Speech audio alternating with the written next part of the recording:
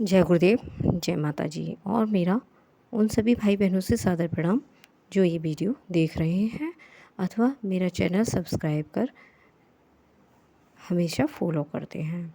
आइए बात करते हैं आज के टॉपिक की। टॉपिक है गायत्री संहिता। ये थोड़ा बड़ा टॉपिक है और ये 2 पार्ट में होगा। अभी ये फर्स्ट पार्ट है। इस पार्ट को सुनने और समझने के लिए और देखने के लिए आप कृपया वीडियो के एंड तक बने रहें। आइए बात करते हैं गायत्री संहिता की। श्लोक नंबर 1।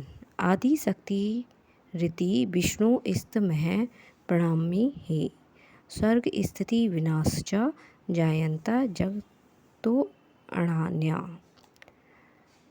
अर्थात ये गायत्री ही परमात्मा की आदि शक्ति है, उसको मैं प्रणाम करता हूँ।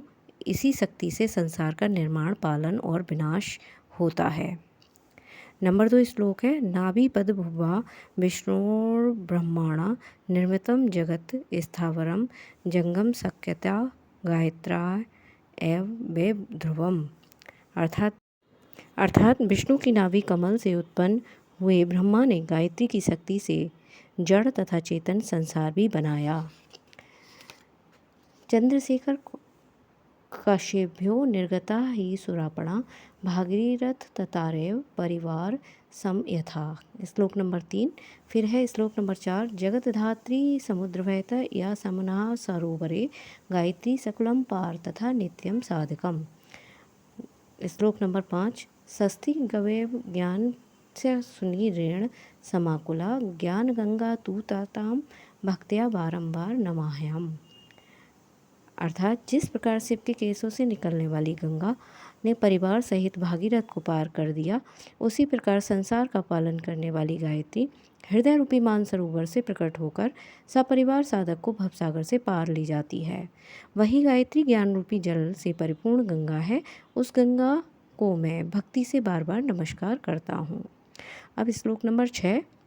ऋषियो वेद शास्त्राणि सर्वे च महेश्या श्रद्धाए हृदय गायत्रीम धारयन्ति स्तुवन्ति च। अर्थात ऋषि लोग वेद शास्त्र और समस्त महर्षि गायत्री को श्रद्धा से हृदय में धारण करते हैं और उसकी स्तुति करते हैं। नंबर 7। ह्रीं श्रीं क्लीं चेति रूपेभ्यो स्त्रीभिर्वा लोकपालिनी भासते संततम लोके गायत्री त्रिगुणात्मिका। अर्थात ह्रीं श्रीं क्लीं इन तीनों रूपों से संसार का पालन करने वाली त्रिगुणात्मक गायत्री संसार में निरंतर प्रकाशित होती है। नंबर 8।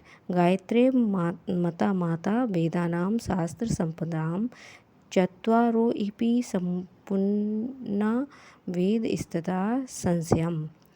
अर्थात शास्त्रों की संपत्ति रूप वेदों की माता गायत्री ही मानी जाती हैं। निश्चय ये चारों ही वेद इस गायत्री से उत्पन्न हुए हैं। नंबर 9। परमात्मनास्तु या लोके ब्रह्म शक्ति विराजते सूक्ष्म च सात्विकी च गायत्री भी धीयते। अर्थात संसार में परमात्मा को जो भी सूक्ष्म और सात्विक ब्रह्म शक्ति विद्यमान है वह गायत्री ही है। नंबर 10। प्रभावो देव गायत्राम भूतानाभिजायते अंतःकरणेषु देवानां त्वत्तानां ही समुद्र भवा। अर्थात प्राणियों के अंतःकरण में देवी तत्वों का दुर्भाव गायत्री के प्रभाव से ही होता है। नंबर 11। गायत्री उपास करना दाशम शक्ति वर्धते प्राप्यते क्रमशो जन्म समीप्यम परमात्मना। अर्थात गायत्री की उपासना करने से आत्मबल बढ़ता है, धीरे धीरे जन्म बंधन रहित परमात्मा की समाप्तता प्राप्त होती है। नंबर 12। शौचम शांति विवेकम शतैव लाभ त्रयात्मकम पादस्य वास्तते नूनम स्थिरम तदुपासकम। अर्थात मन को बस में रखने वाली उस गायत्री के उपासक को उपासना के पश्चात पवित्रता, शांति और विवेक ये 3 आत्मिक लाभ प्राप्त होते हैं। नंबर 13। कार्येषु सहसा स्त्रिया कर्मनिष्ठा तथैव च एते लाभस्य वे तस्याव्जयन्ते मान स्त्रिया। अर्थात कार्यों में साहस, स्थिरता और वैसी ही कर्तव्य निष्ठता, ये 3 मन संबंधी लाभ उसको प्राप्त होते हैं। नंबर 4, पुष्पकलम धनम संधिति सहयोगश्च सर्वदा स्वास्थ्यम व त्रियम एते स्तुतिमालाश्च लौकिका। अर्थात संतोषजनक धन की वृद्धि, सब ओर से सहयोग और स्वस्थता, ये 3 सांसारिक लाभ उससे होते हैं। नंबर 15, कठिनय विविध घोर आपदा संस्थिता स्तता शीघ्रम विनाशंता यान्ति विविधा विघ्न राशाए। अर्थात नाना प्रकार की घोर कठिनाइयाँ और विपत्तियों का समूह, नाना प्रकार के विघ्नों के समूह इससे शीघ्र ही नष्ट हो जाते हैं। नंबर 16, विनाशादुक्त शत्रुणामंतम शक्ति विवर्धते संकटानाम नायासम परम यान्ति तया नरा। अर्थात उपयुक्त शत्रुओं के विनाश से आंतरिक शक्ति बढ़ती है, आंतरिक शक्ति से मनुष्य सहज ही संकटों से पार हो जाता है। नंबर 17, गायत्र्योपास वन्ते सत्कामा उद्भवन्ति ही तत्पूर्त्या अभिजान्ते सहजम साध्याने अपि। अर्थात निश्चय ही गायत्री के उपासक के हृदय में सदिच्छाएँ पैदा होती हैं, उनकी पूर्ति के लिए सहज में साधन भी मिल जाते हैं। नंबर 18, दुरेट्या सर्वदा दोषा विघ्ना यान्ति तदान्यताम मानवो निर्भय यान्ति पूर्णो नंदति पथम तथा। जब सर्व प्रकार के दोष, भूलें और विघ्न विनाश को प्राप्त हो जाते हैं, तब मनुष्य निर्भय होकर पूर्ण उन्नति के मार्ग पर चलता है। नंबर 19, भायश्चाभ्यंतरम तस्यम नित्यम समार्गगामिनी उन्तेरुभ्यरम द्वारम यान्तु मुक्त कपाटताम। अर्थात सर्वदा सन्मार्ग पर चलने वाले ऐसे व्यक्ति के बाह्य और भीतरी दोनों उन्नति के द्वार खुल जाते हैं।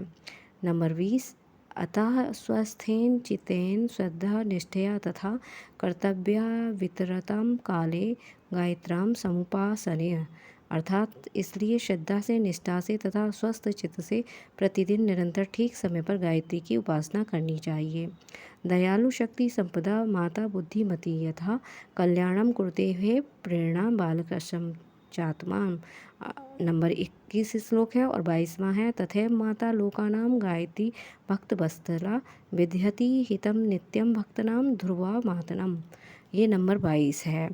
जैसे दयालु, शक्तिशाली और बुद्धि युक्त माता प्रेम से अपने बालक का कल्याण करती है, उसी प्रकार भक्तों पर प्यार करने वाली गायत्री संसार की माता है, वह अपने भक्तों का सर्वदा कल्याण ही करती है।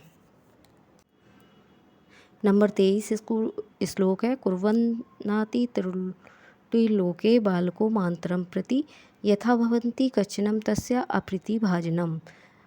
नंबर 24, कुर्वन्नपि त्रुटि भक्त्या भवति गायत्री उपासने न तथा फलमानोति विपरीतम कदाचना। अर्थात जिस प्रकार संसार से माता के प्रति भूले करता हुआ भी कोई बालक उस माता का शत्रु नहीं होता, उसी प्रकार गायत्री की उपासना करने में भूल करने पर कोई भी भक्त कभी भी विपरीतता का फल को नहीं प्राप्त होता। नंबर 25, अक्षराम तु गायत्राम गुफन हांति त्वदिधम भवति जागृताम एन सर्वा गुहातास्तु गृहस्थथा। अर्थात गायत्री के अक्षरों का गुफन इस प्रकार हुआ है कि जिससे समस्त गुह जागृतियाँ हो जाएं।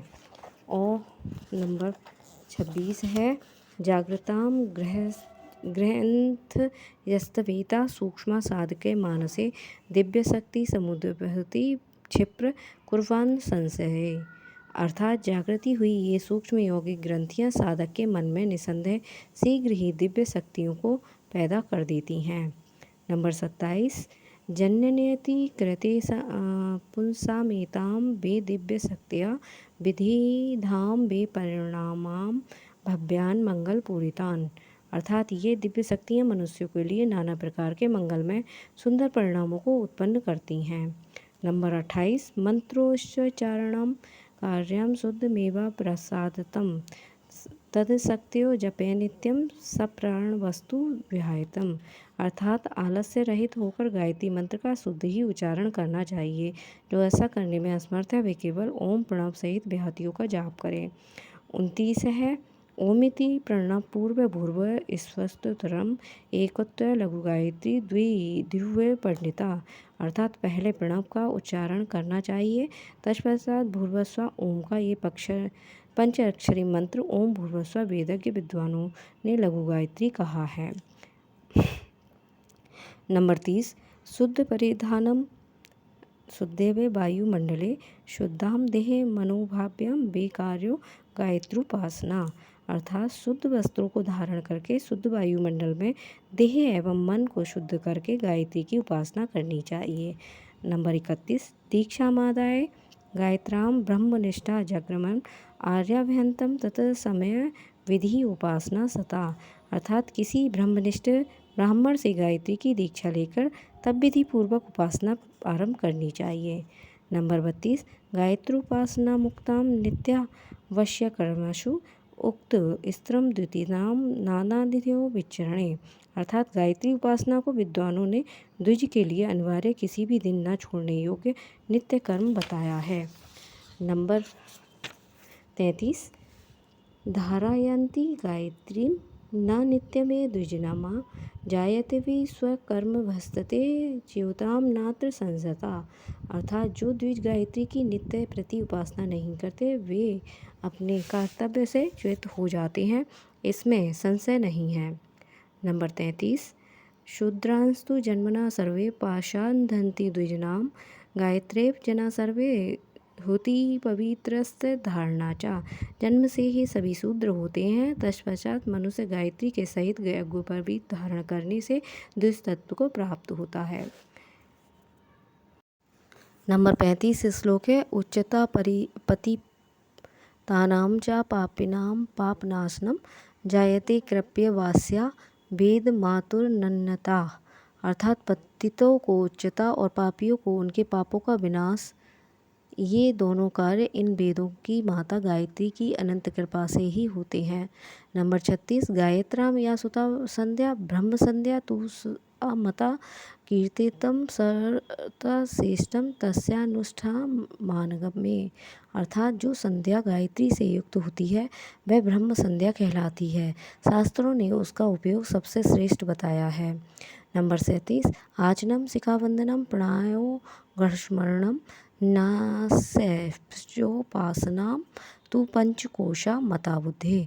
आचमन चोटी बांधना प्राणायाम अघर्षणम और न्यास से ये 5 कोश विद्वानों ने गायत्री संध्या की उपासना में स्वीकार किए हैं। नंबर 38 ध्यानस्तु तत्पश्चात सावधानेन चेतसा जप्य सततम तुलसी माल्या चा मुहुरम। अर्थात सावधान चित्त से ध्यान पूर्वक गायत्री मंत्र को सात्विक प्रयोजन के लिए तुलसी की माला पर जपना चाहिए। नंबर 29 एक बारम प्रतिदिनम न्यूनतम न्यून संख्यम धीमान मंत्रम सततम नूनम नित्यष्टो जपेत। प्रतिदिन कम से कम एक माला 108 मंत्रों का जप अवश्य ही करना चाहिए।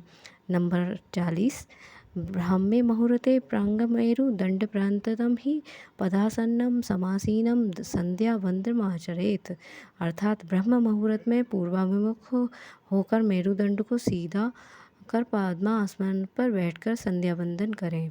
नंबर 41 दैन्यकुरम शोक चिंतानाम विरोध क्रमाण पदाम कार्यम गायत्रनुष्ठानाम भयानाम वारणाम चा।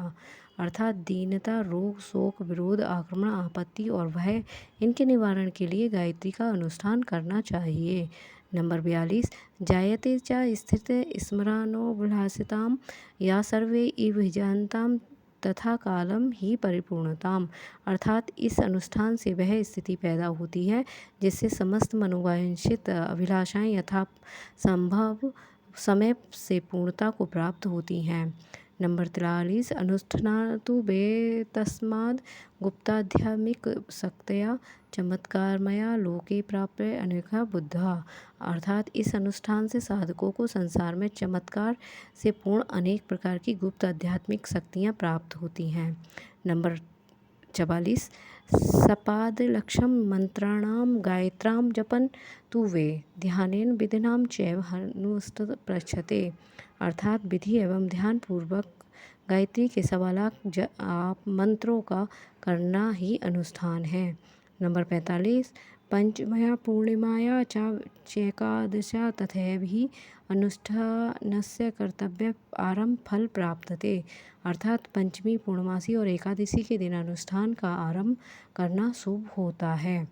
अब मैं अपनी वाणी को विराम देती हूँ और आप सभी से आग्रह करती हूँ, कृपया इस वीडियो को ज़्यादा से ज़्यादा शेयर करें और इसका आगे का पार्ट भी आप ध्यान से देखें, तो आपको गायत्री संहिता पूरी समझ में आ जाएगी।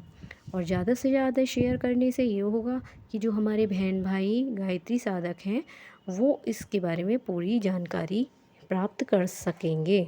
जय गुरुदेव, जय गायत्री माता, धन्यवाद।